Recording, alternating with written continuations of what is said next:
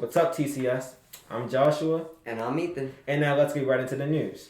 So this past Wednesday was the vice presidential debate of 2020. The two candidates were Republican Vice President Mike Pence and Democratic Vice Presidential nominee Kamala Harris.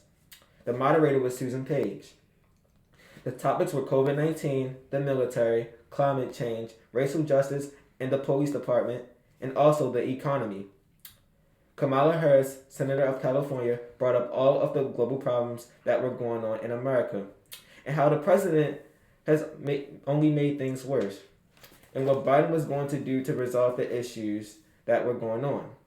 One thing I liked was that she said that all middle and lower class teens will be guaranteed community college and state college will be free if their parents made below $140,000 a year if Biden was elected. Pence did an amazing job too, in my opinion.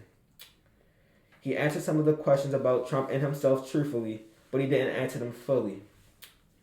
Pence's job was to somehow bring the Trump administration record to the possible light and prove how they actually benefited and continue to benefit for the United States. They both did an amazing job defending their political parties. Hopefully the next presidential debate goes as good as this one. Thanks for that information on the vice presidential debate. Personally, I thought this debate was better than the September 29th presidential debate. They obviously could have done a better job with it though. Now let's get on to the next story. For the next story, we'll be talking about North Korea workers' 75th anniversary. North Korea is the last country in the world that has a dictatorship. Once a year, they have a missile show-off. It starts out with dancers and other forms of entertainment. In the end, they show off all their missiles. Although this year was very emotional for the people in North Korea, Kim Jong-un did something that no other leader in the rest of its history would have done. He admitted his mistakes and that he messed up. He talked about what happened during COVID-19. They didn't have very good procedures, but the country stayed on lockdown. They don't have good medical care, so most people who caught COVID would die. That's why Kim Jong-un went incognito for a few weeks. The people of North Korea, including Kim Jong-un, got very emotional and even cried. I understand why they keep making missiles. It's to defend themselves and look more powerful. But honestly, I think that they have enough missiles and should be focusing on fixing everything else that's wrong in their country. Mainly, they should be working on better healthcare and medicines. Now, we'll move on to some more facts about North Korea. So, North Korea is very strict on bloggers and reporters coming there to collect information. They choose what is let in or out. No regular U.S. citizen is really allowed to tour North Korea, but only during missile show-offs. North Korea always invites reporters in. They do this because they know that this would be broadcasted to millions of people to show off and frighten other governments. See, North Korea is a very authoritarian country and they are a conservative society, so they are not letting any camera holding foreigners step foot in. If photographers are allowed, they can't take pictures of the military installations, soldiers, military checkpoints, vehicles, and etc. One thing I thought was weird was that Kim Jong-un doesn't let people make any faces or gestures in photos, no chewing gum, no wearing sunglasses, and etc. If they see a photo of anyone online doing any of the restrictions, the photo will be taken down. By the way, there are so many other restrictions, like only places you can take photos, the certain camera equipment you can bring, and they will search through any electronic device you have on you.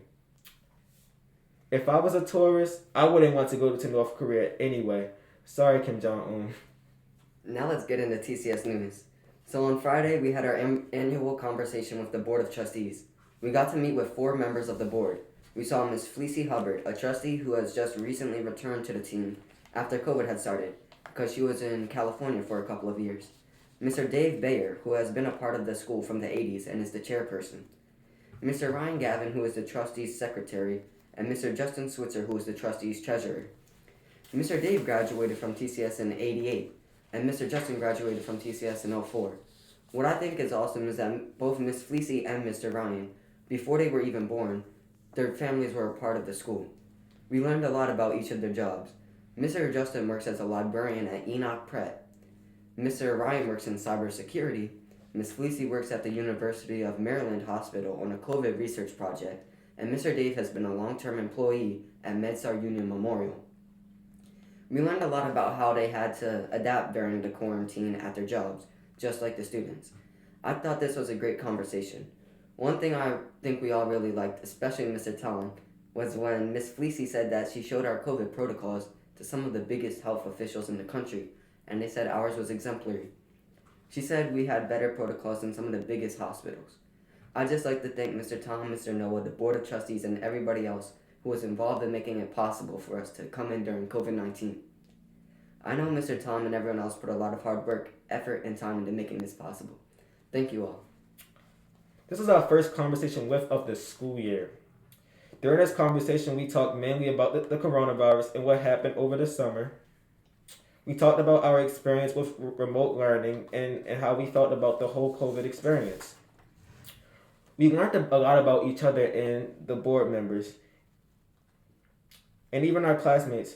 We discussed a lot during this conversation, like how was our experience on Zoom, what were all of our favorite hobbies, and the things the members of the board do for a living, and etc. I really enjoyed the conversation, and I'm glad we had it. One thing I liked was how we all knew that COVID was a terrible thing that happened, but we tried to look at the good that we've gotten out of it and the lessons we took from the experience. Now, we would like to wish a happy birthday to the people who had birthdays this past week. Happy birthday to Mr. Ryan. He is one of the board members that we talked with on Friday. And then happy birthday to Donald as well. He is an alumni of the school who has still been helping us out a lot. He also volunteers his time at the school every Friday. On Saturday, Miss Christina and Miss Tina cleaned up around the school. Thank you so much for volunteering your time and work into the school. We appreciate everything. Now let's thank everyone who donated lunches this week. On Wednesday, we had ham and cheese sandwiches, chips, and candy from Mr. Raphael, Manuel sponsored. On Thursday, we had barbecued pulled pork sandwiches, mac and cheese, and cupcakes from Miss Kate, Mr. Tom's sister-in-law. On Friday, we had casa from Miss Christina, Manuel's mom. On Monday, we had tacos from Miss Janae's, Ronan's mom. On Tuesday, we had pasta and sausage, Italian bread, salad, fruit, and dessert from Miss Peg. Once again, thank you to everybody who brought lunches this week. And that's all for this week's broadcast. See you in the next one. Yeah.